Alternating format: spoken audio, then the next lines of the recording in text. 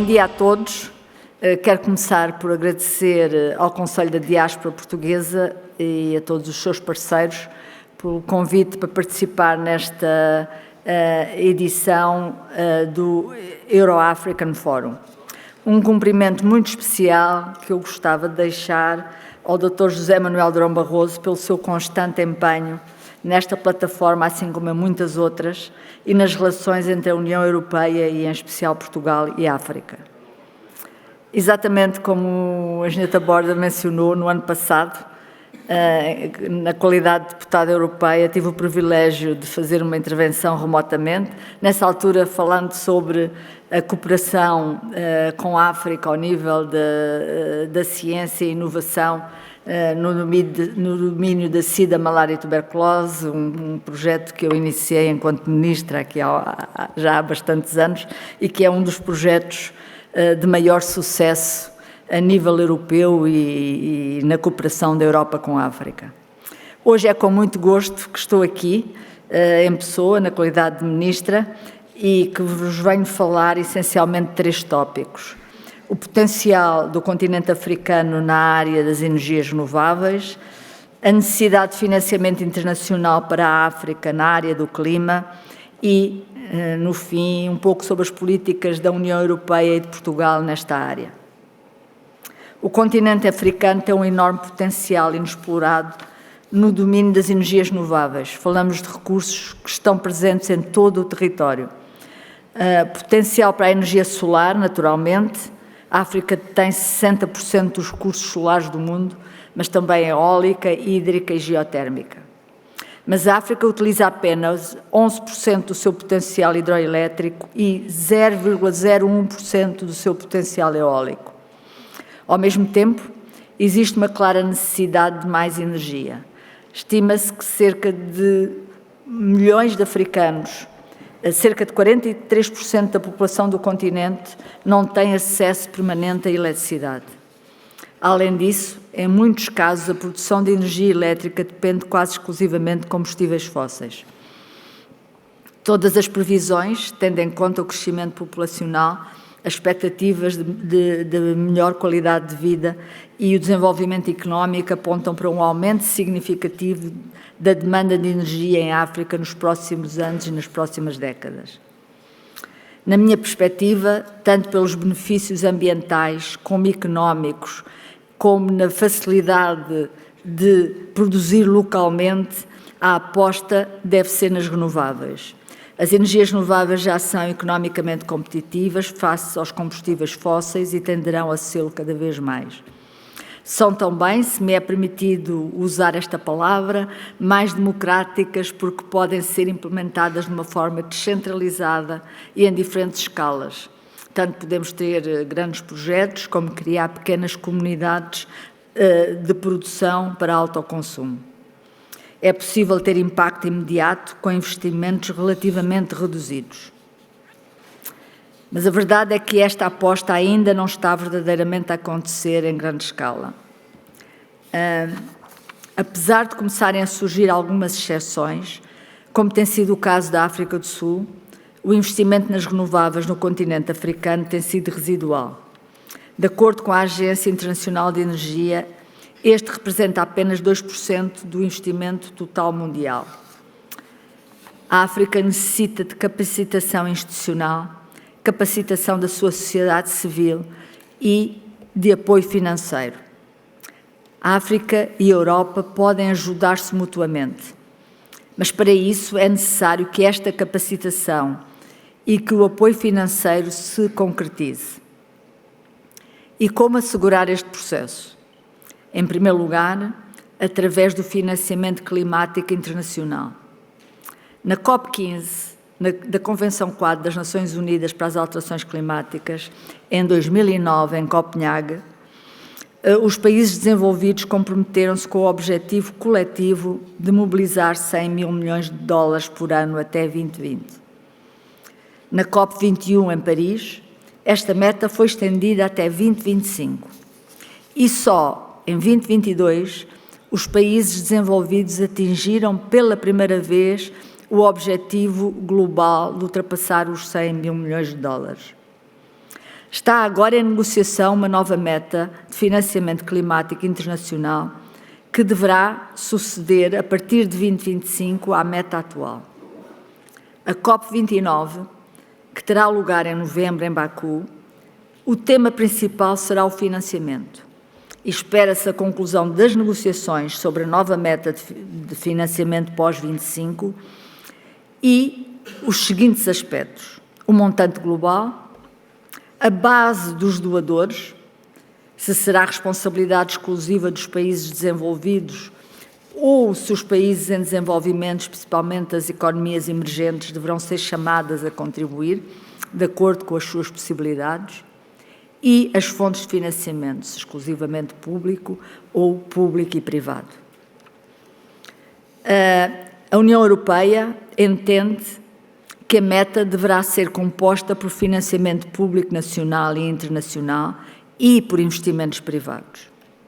Acreditamos que todos os países em desenvolvimento, de acordo com as suas capacidades económicas, deverão contribuir para este objetivo, em particular as economias emergentes, como a China e a Arábia Saudita, só para citar 2 exemplos. A Convenção das Nações Unidas e os acordos, o Protocolo de Quioto e o Protocolo de Paris, dividem o mundo em 2 partes, em anexos, e muito estanques, e são as responsabilidades financeiras que cabem todos aos chamados países desenvolvidos, que devem ajudar o financiamento dos países em desenvolvimento. Nada contra o princípio, mas o mundo já não é assim. E economias emergentes, neste momento, têm até, por vezes, mais capacidade que alguns dos países que se encontram no dito anexo 1 e anexo 2 da Convenção, chamados os países desenvolvidos. E, portanto, é necessário rever essa dicotomia e divisão tão estanques dos países que contribuem e que recebem o financiamento climático. E o que é que se passa em Portugal?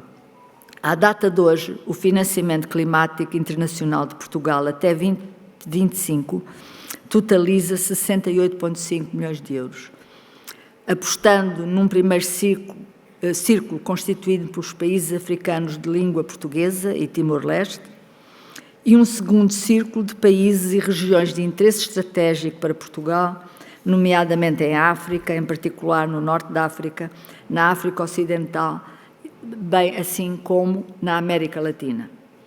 Além disso, Portugal endossou o compromisso de priorizar nos seus financiamentos de ajuda ao desenvolvimento os países mais vulneráveis, incluindo os países menos desenvolvidos e os pequenos Estados insulares, os CIDs. Portugal tem procurado medidas inovadoras de financiamento, como os mecanismos de conversão da dívida. Assim, o anterior governo, em junho de 23, foi assinado entre Portugal e Cabo Verde um memorando de entendimento que estabelece a criação de um fundo ambiental para o clima, que prevê que parte da dívida de Cabo Verde com Portugal seja convertida em financiamento climático. O montante de dívida amortizada será integralmente reinvestido no fundo, atingindo um montante de 12 milhões de euros até 2025. Este mecanismo foi confirmado durante a recente visita do Sr. Primeiro-Ministro, Dr. Luís Montenegro, a Cabo Verde, logo no início do seu mandato.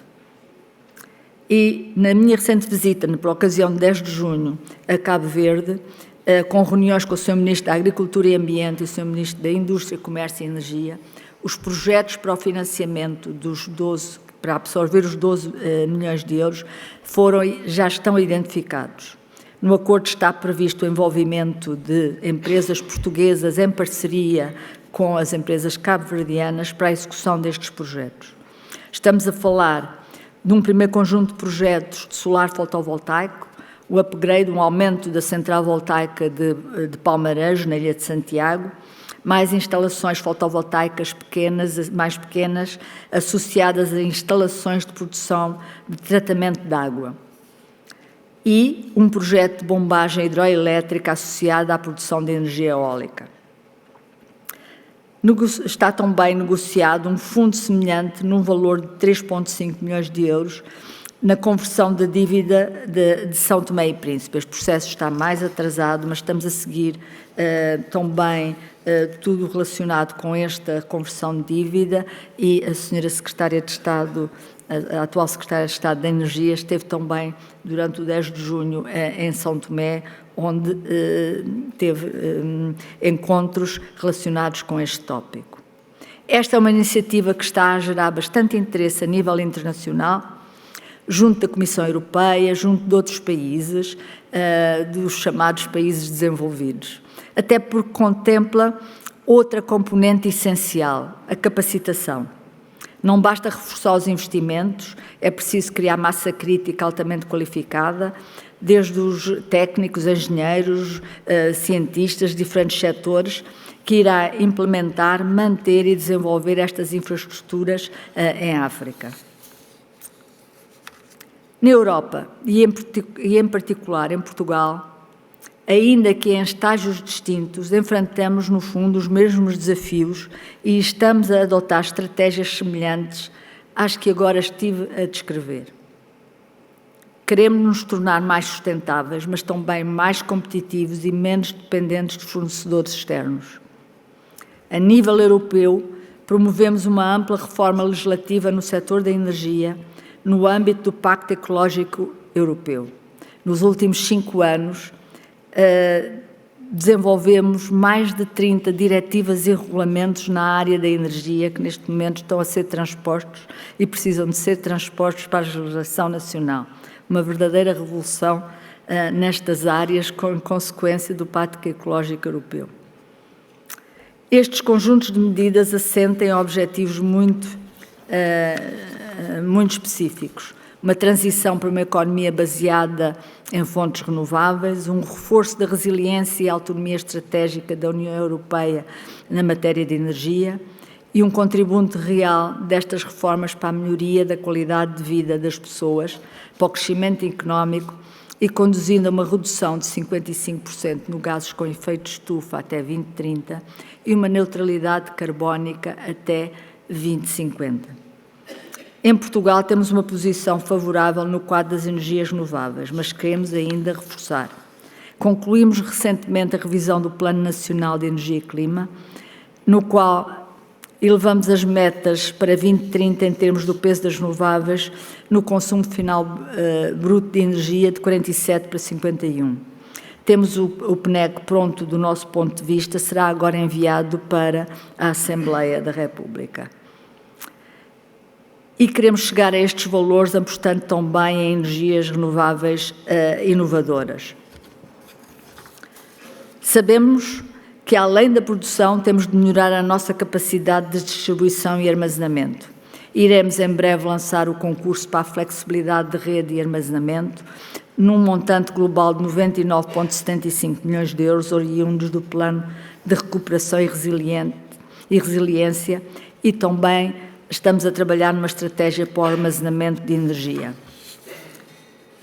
Falei aqui de produção de energia, mas há seguramente outros desafios em que partilhamos e em que podemos aprender muito com outros países, como é o caso de Cabo Verde, nomeadamente o tema da água. Realçar que Cabo Verde tem desalinizadoras em todas as ilhas, exceto na Brava, e nós estamos agora a desenvolver a nossa segunda, temos uma pequena em Porto Santo, a segunda desalinizadora no Algarve, sempre com muitas dificuldades e reações de vários setores da sociedade. E, portanto, há muito que também temos que aprender com outros países. Nomeadamente o tema da água, que é de grande importância para Portugal e para o sul da Europa, mas, na minha opinião, para toda a Europa. De resto, fui agora proponente de uma carta que irá ser assinada pelos ministros do Ambiente da UE, dirigida à Comissão Europeia, pedindo que este assunto, a água e a sua relação entre água e energia, assuma um papel central nas políticas europeias no próximo ciclo legislativo europeu. Mas esse é um assunto que poderemos desenvolver noutra altura. Por agora agradeço novamente o convite para estar aqui presente e desejo-vos um ótimo debate. Muito obrigada.